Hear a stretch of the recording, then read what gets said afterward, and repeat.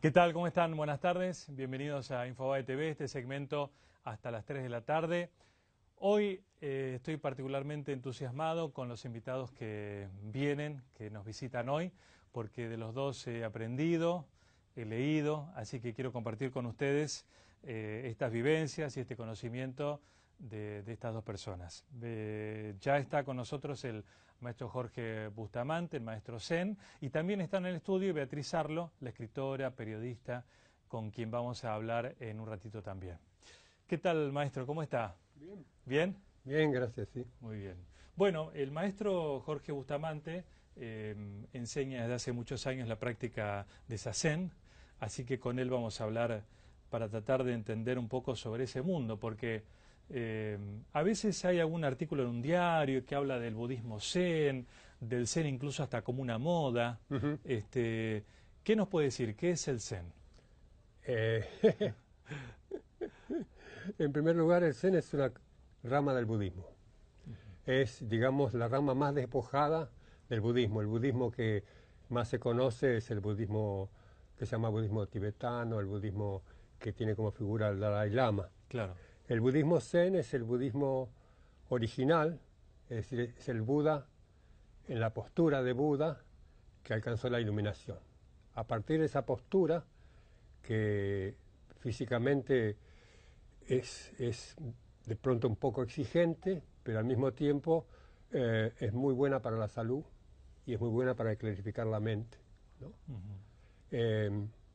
Es difícil explicar lo que es el Zen, porque el Zen en realidad, el Zen no existe. El Zen es una palabrita que está muy de moda y se aplica a casi cualquier cosa en este momento. Lo que sí existe es lo que llamamos Zazen, sentarse en meditación. Aunque la palabra meditación para el Zen no es del todo ajustada, porque la meditación siendo una cosa muy buena, hay una persona que medita y un objeto o una imagen a meditar. El Zen da una vuelta de tuerca más y el que observa y el objeto observado devienen unidad. Es decir, no hay la dicotomía de bueno, malo, lindo, feo, no hay dualidad. Es decir, al sentarse en Zazen, el enfoque de nuestra práctica es trascender la dualidad, ¿sí?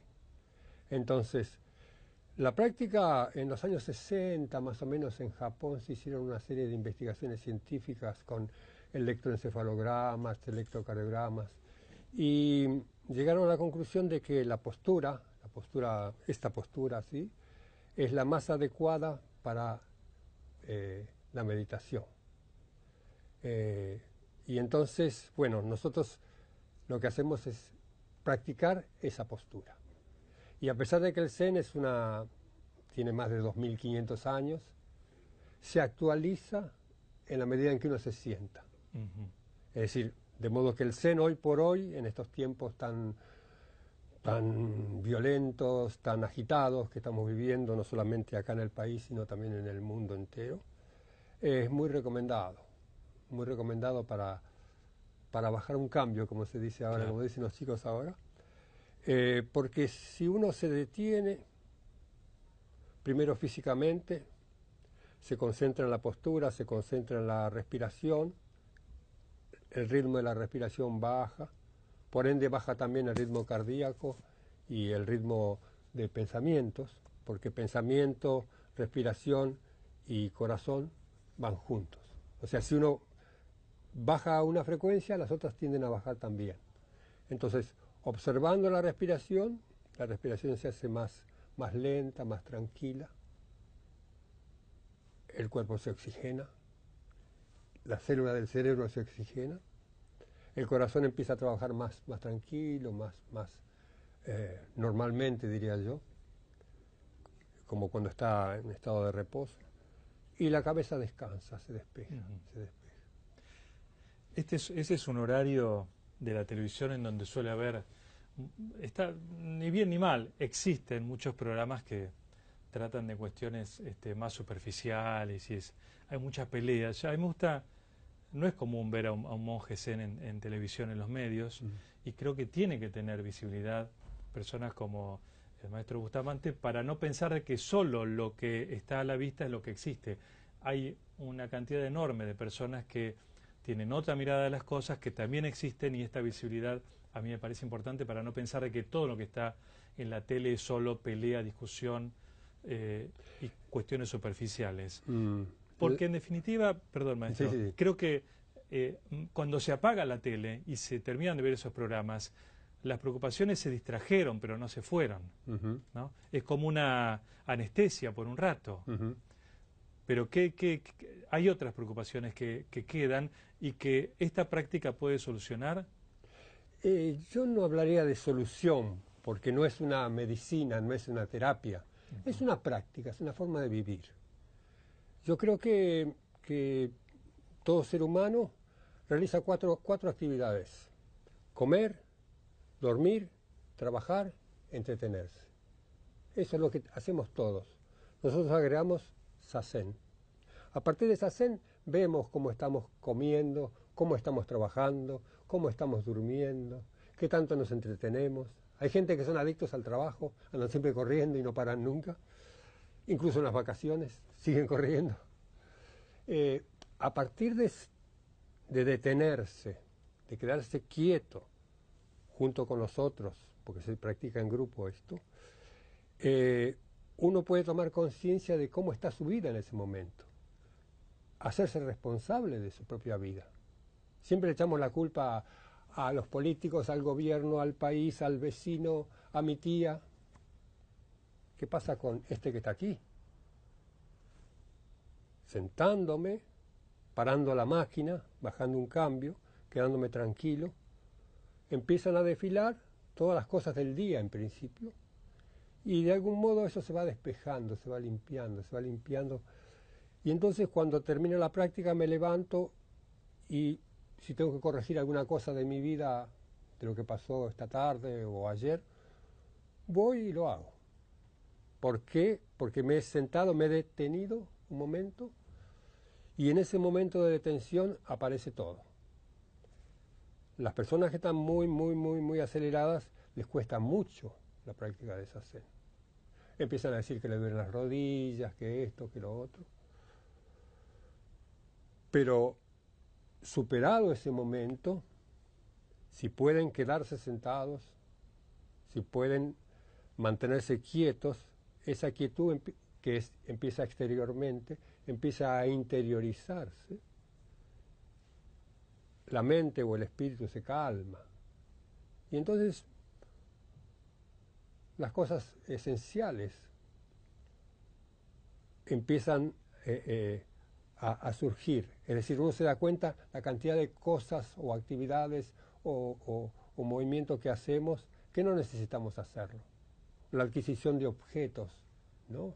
El consumo, consumir, llenar la ansiedad con algo, ¿no?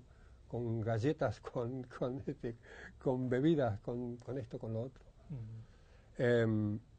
Bajando esos niveles, uno empieza a tomar conciencia de que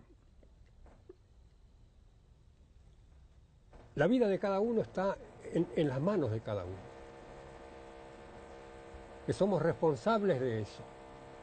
A un maestro, el maestro Kodo que decía, zazen es la última estación de nuestra vida, es la estación adulta de nuestra vida. Es decir, nosotros a partir de tomar conciencia de nosotros mismos, de hacernos responsables de nosotros mismos, se produce un cambio. Yo digo que si puedo, a lo mejor con esfuerzo al principio, porque no estoy acostumbrado a poner derecha mi espalda, recta mi columna, mi vida se endereza, mi vida se rectifica. Y no es un pensamiento mágico. Las personas dicen, no, yo no puedo, yo no sé, yo no tengo problemas, la gente no me quiere, la gente me ataca. O sí, yo puedo. Siempre está en alguna posición que no es la posición justa. Practicando la postura justa, primero físicamente, el espíritu y la mente se alinea con eso. Y si yo corrijo mi postura, corrijo mi vida, enderezo mi vida, el entorno inmediato se va enderezando, las cosas se van acomodando. Y eso puedo dar testimonio de eso. ¿Por personas que se acercaron a la práctica y cambiaron su vida? Así es, sí, sí, sí. Sí, porque una persona que va encontrando su equilibrio, naturalmente las personas que viven al lado de él, la esposa, los hijos, los padres, al principio lo van a ver como, medio como un bicho raro, pero después dicen, caramba, mira cómo ha dejado los zapatos, lo ha dejado acomodado, que antes era dejaba la toalla tirada en el baño, cuando se bañaba dejaba la luz prendida. Oh, qué bien, yo voy a hacer lo mismo que hace él. Por ahí no es algo que se diga, pero es algo que se empieza a sentir.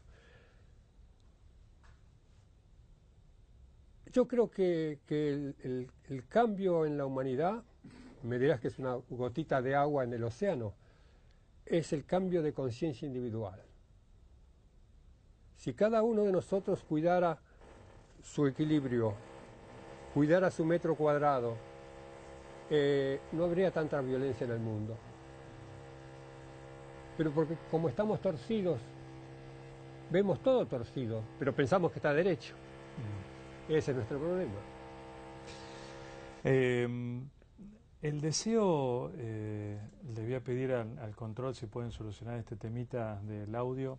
El deseo que es un poco el motor para todos, ¿no? Porque uno cuando desea cosas es lo que lo impulsa, ¿no? Pero ese deseo para conseguir, ¿hay un deseo bueno o un deseo malo? El deseo para el budismo es algo negativo porque se habla mucho de que desear, poseer, es algo que uno tiene que desterrar, que tiene que estar liberado, que no tiene que poseer, que tiene que desapegarse. Desapegarse, ¿no? Sí, entiendo la pregunta.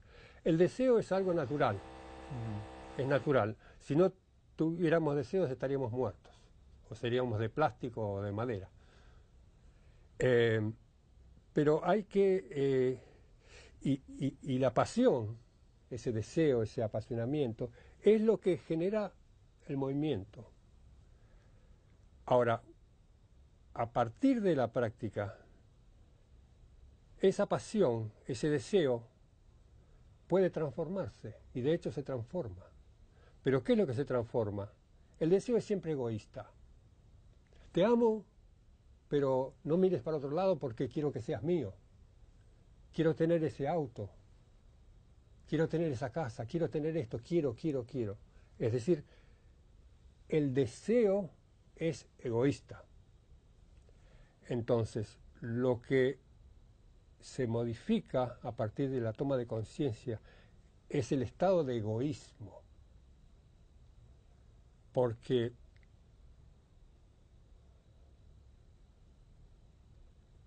a partir de eso, esa pasión se transforma en compasión. Compasión es una pasión, una vida apasionada, pero sin necesidad de querer poseer, de querer retener. Fíjate que el ser humano, en su egoísmo, quiere retener siempre. Es como si quisieras inspirar y nunca exhalar. Imposible, pero el ser humano quiere tener. Incluso no solamente cosas lindas. Hay un tango que dice como abrazado a un rencor. Es decir, abrazado a un rencor, es como deseo tener esto y guardar este rencor toda mi vida. Parece absurdo, ¿no? Entonces, la liberación es la liberación de la conciencia y es la liberación del egoísmo. Es decir, todos tenemos 33 vértebras, 2 pulmones, pero cada uno debe respirar con su nariz. Y cada uno de nosotros es diferente, pero esencialmente es igual. Entonces, a partir de tomar esa conciencia, yo puedo compartir mi vida con las otras personas sin necesidad de querer cambiarlas, sin necesidad de querer avasallarlas, sin temor de que me vayan a quitar algo, me vayan a robar algo. No hay posibilidad de que te roben si tenés las manos abiertas. No hay nada que robar. No hay nada que robar.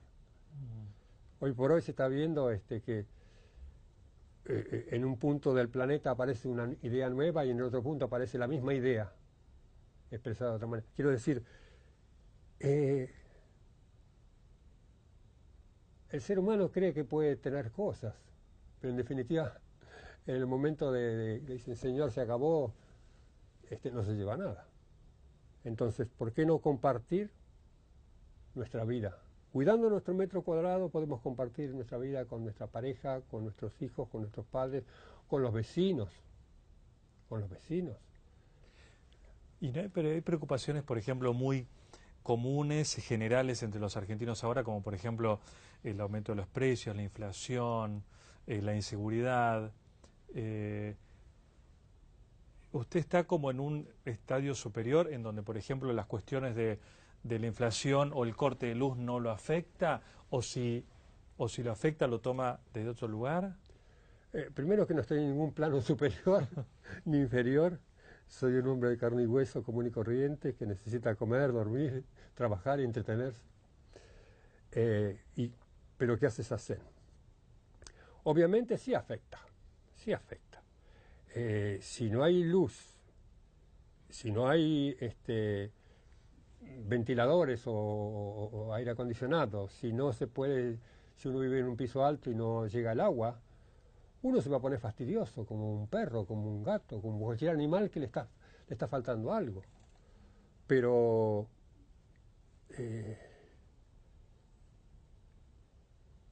se puede vivir de otra manera. Se lo puede vivir eso de otra manera. De otra manera.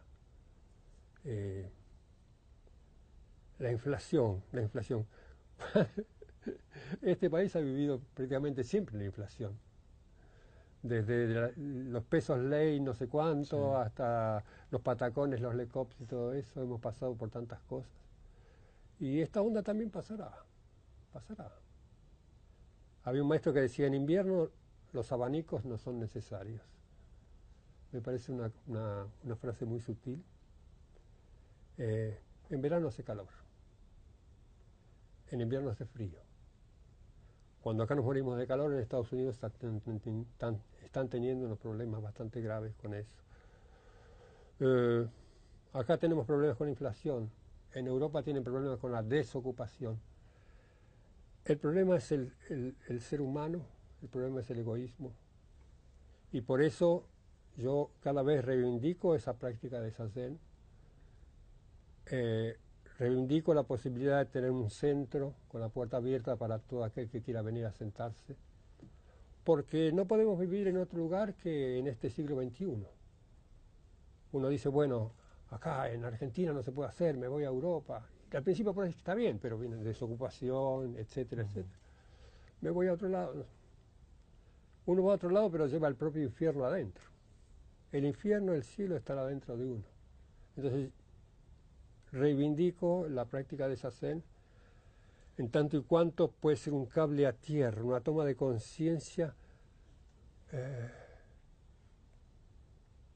como seres humanos. Nuestro egoísmo olvida eso. Dice, yo soy de Boca, tú eres de River, y ahí se arma todo. Se arma un gran lío. Pelea, agresiones, violencia. Bueno, ahora hay como un gran Boca River a nivel nacional, ¿no? Así como antes se escribía que el hombre que hace un cambio genera un cambio también en los que lo rodean, puede ser para bien y puede ser también para mal. La agresión se puede multiplicar, el conflicto se multiplica también. Yo creo que sí que se multiplica, ¿Cómo esta confrontación que se vive en el país? ¿Qué piensas sobre eso? La violencia creo que va a seguir creciendo.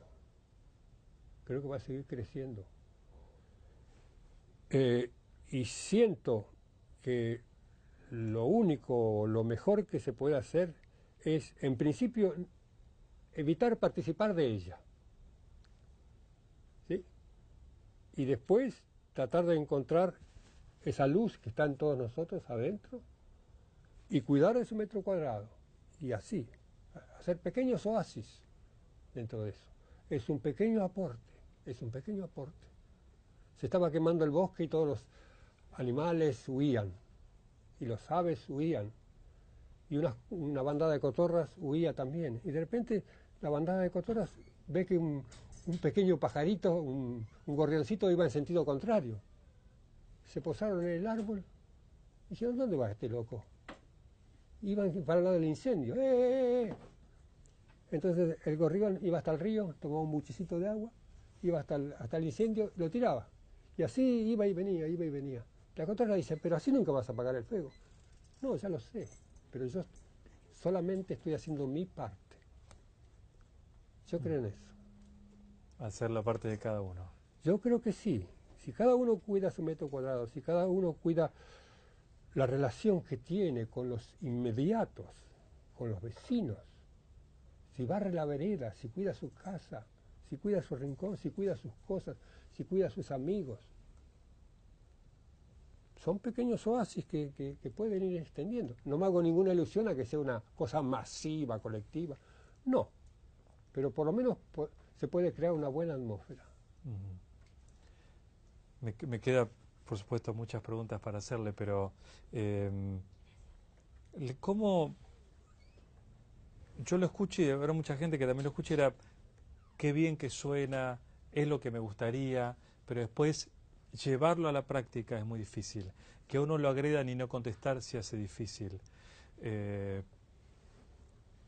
Tener privaciones materiales se hace difícil, porque uno está a veces como inmerso en una serie de obligaciones que va contrayendo que después no puede salir de ahí.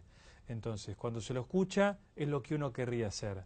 Pero cuando se va a trabajar o se va a la casa, la vida real o el presente parece que se impone sobre esto que uno querría hacer. El entorno es fuerte. Y el entorno es como la ley de gravedad que me dobla la espalda. Tengo que hacer un trabajo interno, tengo que practicar y practicar y practicar para no ser modificado, influenciado de tal manera por el entorno que yo responda a una agresión con la misma agresión que trae el otro. Creo que es posible, yo creo que es posible. Creo que es posible, si uno puede aprender a fluir, a relajarse. Quiero decir, uno va al subterráneo a las horas pico y va, ya se sabe cómo, sí, como sardinas en lata. Obviamente la cabeza empieza, uy, qué calor, qué terrible, cuánta gente, cuidado con el carterista, etcétera, etcétera, etcétera. Puedo hacer lo mismo y me aflojo. Digo, bueno, en este momento estoy en esta. Entonces no le doy valor agregado a esa violencia, a esa presión, a ese clima, a esa atmósfera. Puedo estar en esas atmósferas sin ser perturbado por ellas. Antes de empezar con esta práctica, hace bastantes años, yo no podía entrar en algunos bares, yo no podía entrar en los supermercados porque esa atmósfera así estridente de colores y ruido, y me volvía mal, me ponía mal. Y entonces me ponía de muy mal humor y decía, no, que este país no se puede, y que qué sé yo cuánto. Hasta que me cansé de eso. Empecé a sentarme y ahora puedo entrar a un bar, puedo ir al supermercado a hacer las compras como todo el mundo. No tengo automóvil particular, viajo en taxi si puedo, y si no viajo en subterráneo, y si no camino. Y me gusta estar, me gusta estar. Reconozco que Buenos Aires está mal, que el país está mal, pero también como he estado en otras ciudades, Nueva York, París, Madrid, allá también hay otros problemas, Entonces creo que el problema es trabajar, o sea, si quieres ir muy lejos, empieza por casa, empieza aquí, empieza en este cuerpo, en este espíritu. Y vuelvo a insistir, si uno cambia, la relación con los familiares, con los amigos, cambia, seguro. Si, por ejemplo, Juan Micheli se sentara en otro lugar ahora, yo tendría que cambiar la dirección. Si yo me corriera y me pusiera allá, Juan Micheli tendría que cambiar su dirección. Si yo que todo el tiempo estuve así, si cambio, el entorno va a cambiar. Es más, mi forma de ver la vida así es muy distinta que si la miro así. Si la miro así va a estar nostálgica, triste, apesadumbrada. Si la miro así va a tener un estado de equilibrio que... Pero bueno, hay que trabajar. Y la posibilidad existe. Una de las cosas que me interesó, yo fui a colegio de curas de chico, primario y secundario, y una de las cosas que me interesó del budismo es cuando leí, porque empecé por los libros, que el Buda no era un enviado de Dios, no era un semidios, no era un ser especial, era un hombre común y corriente, como tú, como yo. Entonces dije, caramba, se puede, se puede. Yo que soy un hombre común, puedo. Y cualquiera puede, obviamente, tiene que zambullirse en la práctica, porque esa práctica, legada por el Buda hace 2500 años, transmitida de maestro a discípulo, así, hasta nuestros días, es una práctica. Y como toda práctica, si uno quiere andar en bicicleta o cabalgar, qué sé yo, requiere ese esfuerzo, ¿no es cierto? Es decir, si yo me subo a una bicicleta ahora y tengo que hacer 20, 30 cuadras, me van a doler las piernas, porque no la practico. Pero si yo practico el detenerme, el quedarme quietito, y eso es muy importante, compartido con los otros. Y tengo paciencia, perseverancia, pam. En algún momento me voy a dar vuelta y voy a empezar a ver resultados.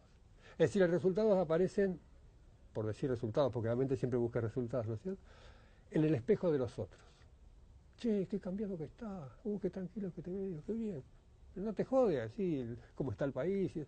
Sí, me jode, pero ¿qué voy a hacer? Bueno, qué gusto haberlo tenido, ¿eh? Quedan muchas preguntas como siempre, pero lo importante de que se lo conozca y se conozca la práctica es que al que se le generó curiosidad o un interrogante, por lo menos pueda a partir de ahora investigar un poco más, ¿no? Este conocimiento previo mínimo sí. Surgirá en algunas personas, a lo mejor investigar un poquito y a lo mejor empieza algún cambio, ¿eh? Sí, yo creo que investigar y Google, Internet sí. es maravilloso. Pero la práctica es el secreto, ¿no? Pero a partir de ahí, digamos, es maravilloso, pero hay que poner el cuerpo en movimiento. Lo que no se experimenta con el cuerpo no se aprende bien. El papá puede decirle, no ponga los dedos en el enchufe, no metas los dedos en el enchufe, no metas nada en el enchufe, hasta que ¡ah!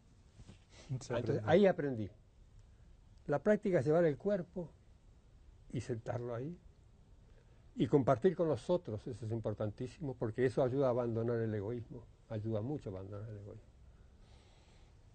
Muchas gracias, maestro. De nada, un gusto estar contigo.